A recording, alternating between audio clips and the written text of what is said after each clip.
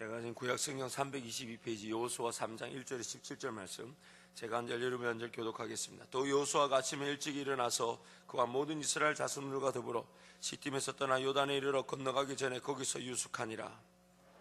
그들이 진중으로 두루 다니며 백성에게 명령하여 이르되 너희는 레위 사람 제사장들이 너희 하나님 여호와의 언약궤 매는 것을 보거든 너희가 있는 곳을 떠나 그 뒤를 따르라. 그러나 너희와 그 사이의 거리가 2000규빗쯤 되게 하고 그것에 가까이 하지는 말라. 그리하면 너희가 행할 길을 알리니 너희가 이전에 이 길을 지나보지 못하였음이니라 하니라. 여호수아가 또 백성에게 이르되 너희는 자신을 성결하게 하라. 여호와께서 내일 너희 가운데 기이한 일들을 행하시리라. 여호수아가 또 제사장들에게 말하여 이르되 언약궤를 메고 백성에 앞서 건너라 하매 곧 언약궤를 메고 백성에 앞서 나아가니라. 여호와께서 여호수아에게 이르시되 내가 오늘부터 시작하여 너를 온 이스라엘 목전에서 크게 하여 내가 모세와 함께 있었던 것 같이 너와 함께 있는 것을 그들이 알게 하리라. 넌 언약궤를 맨 제사장들에게 명령하여 이르기를 너희가 요단 물가에 이르거든 요단에 들어서라 하라. 여호수아가 이스라엘 백 자손에게 이르되 이리 와서 너희 하나님 여호와의 말씀을 들으라고. 또 말하되 살아계신 하나님이 너희 가운데 계시사 가나안 족속과 헷 족속과 히위 족속과 브리스 족속과 기르가스 족속과 아모리 족속과 여부스 족속을 너희 앞에서 반드시 쫓아내실 줄을 이것으로서 너희가 알리라. 보라 온 땅의 주의 언약궤가 너희 앞에서 요단을 건너가나니 이제 이스라엘 지파 중에서 각 지파에 한 사람씩 12명을 택하라.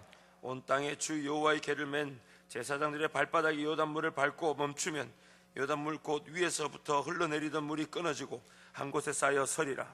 백성이 요단을 건너려고 자기들의 장막을 떠날 때에 제사장들은 언약궤를 메고 백성 앞에서 나아가니라. 요단이 곡식 거두는 시기에는 항상 언덕에 넘치더라. 궤를 맨 자들이 요단에 이르며 궤를 맨 제사장들의 발이 물가에 잠기자 곧 위에서부터 흘러내리던 물이 거쳐서 사르단에 가까운 매우 멀리 있는 아담 성읍 변두리에 일어나 한 곳에 쌓이고 아라바의 바다 염해로 향하여 흘러가는 물은 온전히 끊어짐에 백성이 여리고 앞으로 바로 건널세. 여호와의 언약궤를 맨 제사장들은 요단 가운데 마른 땅에 굳게 섰고 그 모든 백성이 요단을 건너기를 마칠 때까지 모든 이스라엘은 그 마른 땅으로 건너갔더라. 아멘. 오늘 성탄절 예배가 9시와 11시에 있습니다. 주변을 독려하셔서 예수님의 성탄을 축하하고 은혜 받는 귀한 시간 되기를 축복합니다. 성탄 감사의 물도 기쁜 마음으로 준비하셔서 시간뿐만 아니라 물질의 주인 되신 하나님을 예배하는 뜨거운 시간 되기를 축복합니다. 송구영 신예배가 31일 있습니다. 또 신년 우리 말씀 집회가 1월 5일부터 9일까지 있습니다.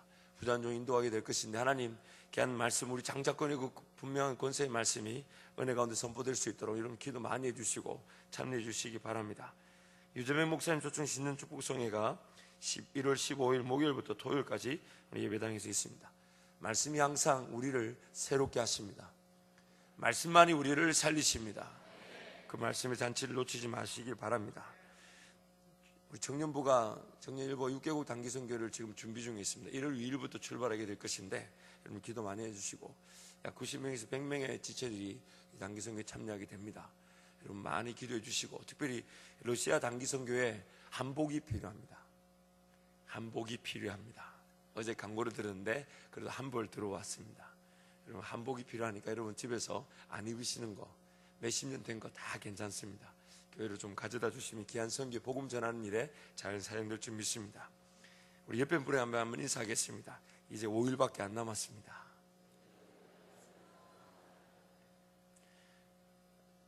이제 5일이 끝나면 더 은혜의 새벽이 될 줄 믿습니다. 더 은혜의 새벽이 될 줄 믿습니다. 우리의 삶은 은혜 위에 은혜를 걸어갈 수밖에 없습니다. 하나님께 주신 은혜는 더 큰 은혜를 위한 기반이 됩니다.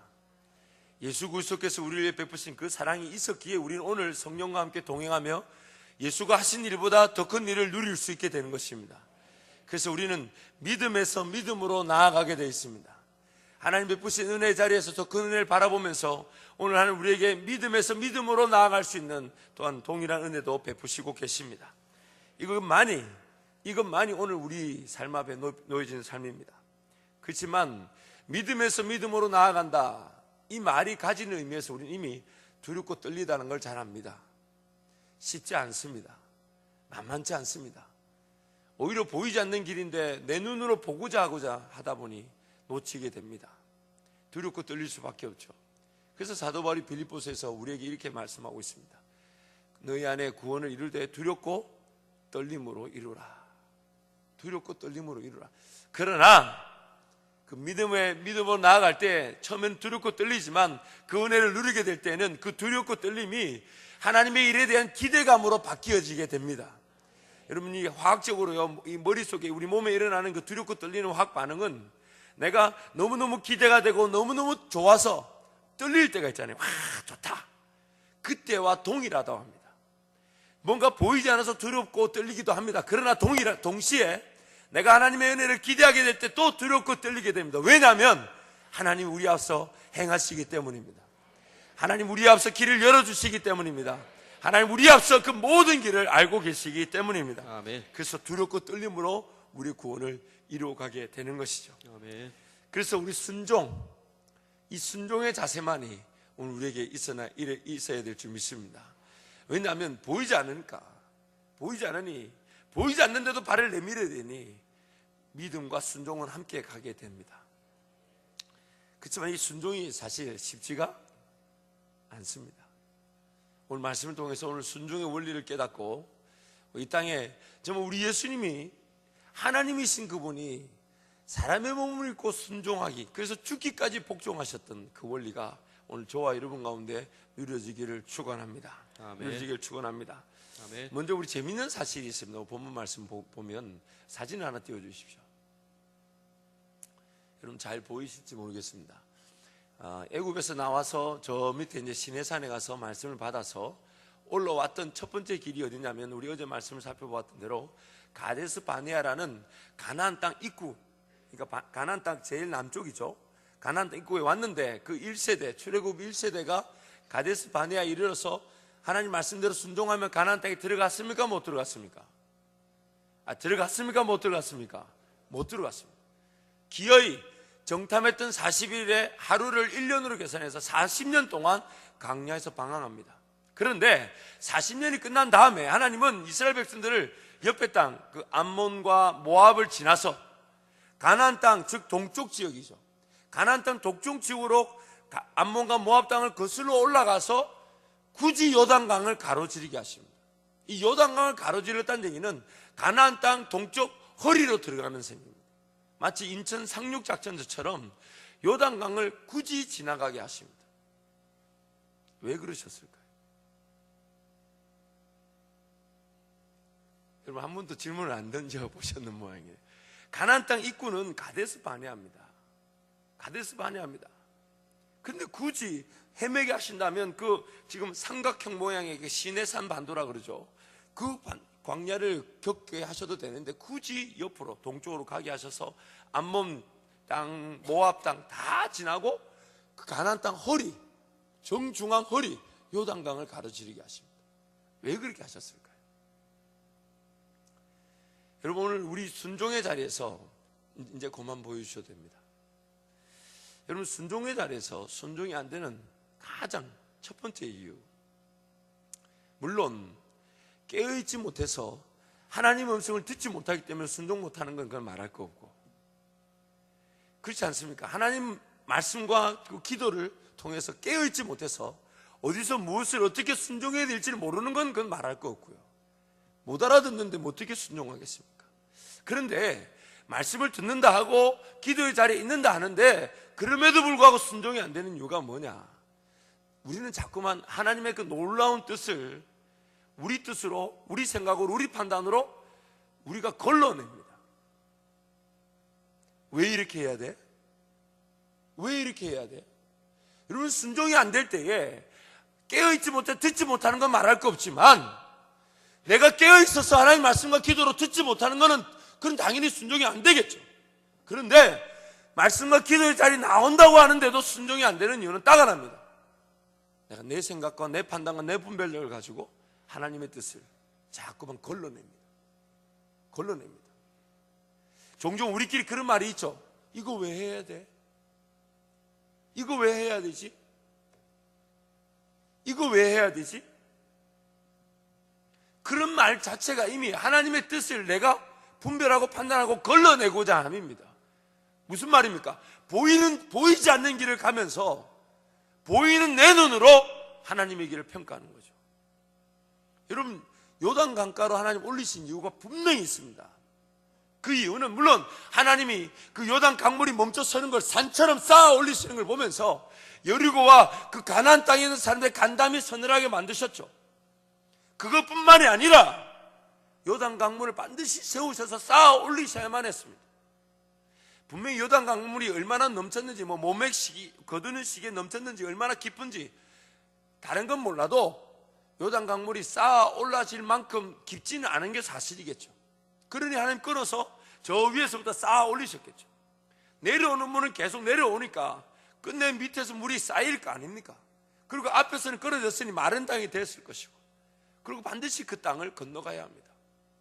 첫 번째 목적은 홍해를 지나올 때는 하나님이 가르쳤지만, 두 번째 강물은 반드시 순종, 발을 내디뎌야만 합니다.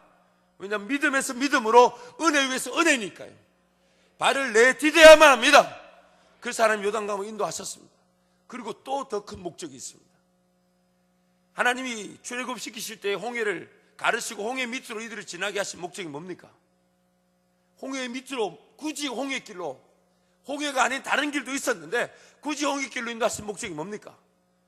자기 백성들을 물 아래 세례를 받듯, 물 아래 세례를 받듯 자기 백성을 인치신 사건 아닙니까? 그런데 40년 동안 강야에서 헤매다 보니까, 원래는 요단강 사건이 없어야 맞죠. 홍해를 가르고 난 다음에 바로 하나님의 백성이 하나님의 땅에 들어가야 하는데 40년 동안 헤매게 됐습니다. 물 아래 세례를 받은 사람들이 다 죽었습니다. 그리고 물 아래 세례를 받지 못한 자녀들이 태어나게 되었죠. 그들 세례를 받아야 합니까? 안 받아야 합니까? 받아야 합니까? 안 받아야 합니까? 그렇다고 다시 홍해로 갈 수 있나요? 없나요? 없습니다. 그래서 하나님 요단 강물을 쌓아 올리시면서 그 밑으로 지나게 하신 거예요. 근데 이걸 우리 눈으로 평가한다면, 이거 왜 굳이 요단강으로 가야 돼? 강 안 건너고 밑으로 가도 되는데 왜 요단으로 가야 되지? 오늘 저와 여러분이 순종의 자리를 놓치는, 그 순종이라는 어마어마한 그 능력과 은혜의 자리를 놓치는 이유는 딱 하나입니다. 자꾸 우리 눈으로 평가합니다.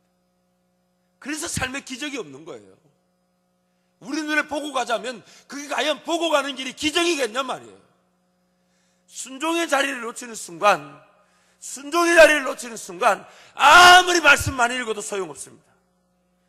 우리 장자권의 권세의 핵심 뭡니까? 수많은 말씀을 외우고 묵상한들 내가 명령하고 내가 선포하는 순종을 놓치면 아무 일도 일어나지 않습니다. 아무 일도 일어나지 않습니다. 기만 즐거울 뿐입니다. 기만 즐겁단 말은 머리만 가득하니 매일 신앙이 즐거움을 누리기보다 고달프고 힘들죠. 뭔가 원리를 아니 내 세상 가운데서 내 마음대로 살지도 못합니다.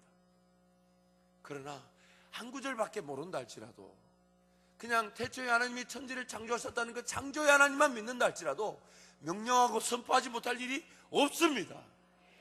우리에게 삶의 핵심이 뭐냐? 말씀 읽고 기도하는 이유가 뭐냐? 순종하기 위해서입니다. 순종하기 위해서입니다. 아멘. 근데 그 순종의 자리에서 자꾸만 우리는 우리 생각으로 판단하고 내가 하고 싶은 것들만 걸러내버립니다. 내가 이해되는 것들만 따라가고자 합니다. 그럼 요단강 못 건너죠. 왜 건너요? 왜 발을 담궈야 되지? 다른 길도 있는데. 항상 어떤 우리 사역 안에 이제 모임이 있을 때마다 이게 관건입니다. 따져 묻죠. 물론 이 재정적인 부분이 관여되기 때문에 철두철미해야 합니다. 교회는 그 어떤 것보다 최소한의 그런 재정이 잘못된 데 쓰이지 않도록 안전장치, 그래서 예산과 결산이 있죠. 그리고 우리는 결산이 더 중요합니다.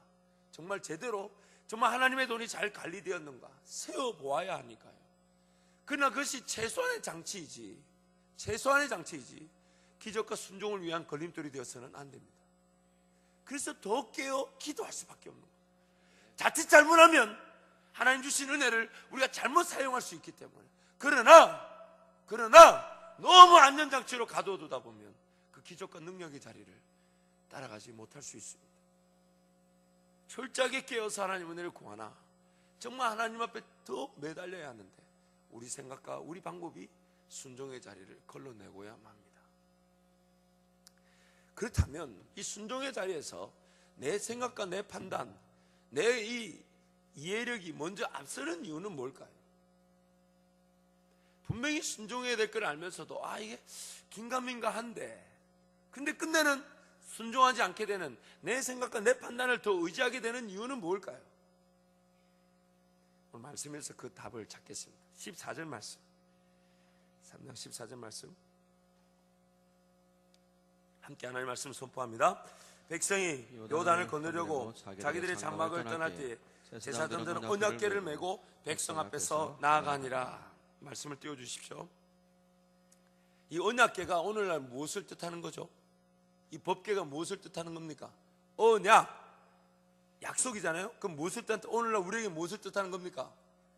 하나님 말씀을 뜻하는 거죠. 오늘 우리의 생각이 앞서는 이유는 하나님 말씀을 매지 않았기 때문에, 하나님 말씀을 매지 않았기 때문에, 말씀 없이는 어떤 순종도 나타날 수가 없습니다. 믿음은 어디에서부터 시작합니까? 믿음은 어디서부터 시작합니까? 들음에서 나며, 들음은 어디서부터 시작합니까? 그리스도의 말씀으로 시작됩니다. 우리가 오늘 믿음을 통해 순종의 자리로 나갈 수 있는 것은 이 말씀인데, 말씀 없이는 순종이 나타날 수가 없습니다. 누가복음 5장에 보면 예수님이 베드로를 부르는 장면이 좀 길게 설명이 되어 있습니다. 마태복음 보면 예수님이 나를 따라오너라 하니까 베드로가 자기 배와 그물과 심지어 분무까지도 버려두고 예수를 쫓으니라는 그 짧은 두 구절이 누가복음에는 약 11절로 풀이 되어 있습니다. 예수님이 베드로에게 말씀하십니다. 깊은 데로 가서 그물을 던져라. 근데 베드로는 이미 깊은 데는 그물 던지지도 않아요. 이 호숫가에는 이 그물이, 왜냐하면 여러분 그물하면 그 당시 배에서 던지는 그물이 깊은 데로 던져지면 그물이 쫙 펴서 내려갈까요? 아니면 내려가면 내려갈수록 오므러들까요? 안 해보셔서 모르시는군요. 이게 초망이라 하지 않습니까? 이게 초망을 작게 펼쳐지면 그물이 착 펼쳐지게 됩니다. 그럼 펼쳐지면 최대한 잘 펼쳐져야 최대한 많은 영역의 물을 덮을 것이고, 그 물을 덮어서 쭉 내려가면 그 안에 있는 고기가 잡힐 거 아닙니까? 그래서 그물을 이렇게 던지는 거거든요. 그런데 깊은 데에는 그물을 던지면 어떻게 됩니까? 그물이 쫙 펴서 내려가면서 그물이 더 펼쳐질까요? 오므러들까요? 오므러들죠. 그래서 깊은 데는 그물 던지는 게 아니에요. 여러분 안 던져 보셔서 그런데 혼납니다. 제가 한번 그런 적이 있어요. 저 고기 지나갑니다. 그물 던지려 했더니 선장 아저씨가, 이놈아, 그물 던졌다가 펴는 게 얼마나 힘든 일인데, 왜냐하면 그물을 던졌다가 다시 오면 다시 착착착 펴서 던지기 좋게끔, 그래서 잘 던져야 잘 펴져야 하니까요. 깊은 데는 그물 던지는 게 아닙니다. 그래서 예수님이 의도적으로 깊은 데로 던지라 그럽니다. 근데 베드로가 뭐라 그럽니까? 내가 밤이 새도록 그물 다 던져봤지만 내가 말씀에 의지하여 그물을 내리리이다. 그러면 예수님이 지금 베드로가 그물 깊은 데 던졌어요. 쫙 내려갔어요. 그럼 그물이 펴졌을까요? 오므러졌을까요? 그럼 물고기는 어떻게 들어간 걸까요? 창조주 하나님이 그 그물 안으로 집어 넣으신 거죠. 그래서 기적 아니에요. 어부들한테는 그게 기적인 거예요. 오늘 우리 삶에 내가 순종의 자리에서 자꾸 말씀이 없다 보니까, 내가 말씀을 의지하지 않다 보니까 내 생각이 앞서서 걸러내버립니다. 아무리 기도를 많이 해도 말씀이 충만하지 않으면 듣고서도 뭔지 모르고 순종하지 못합니다. 내가 말씀에 의지하여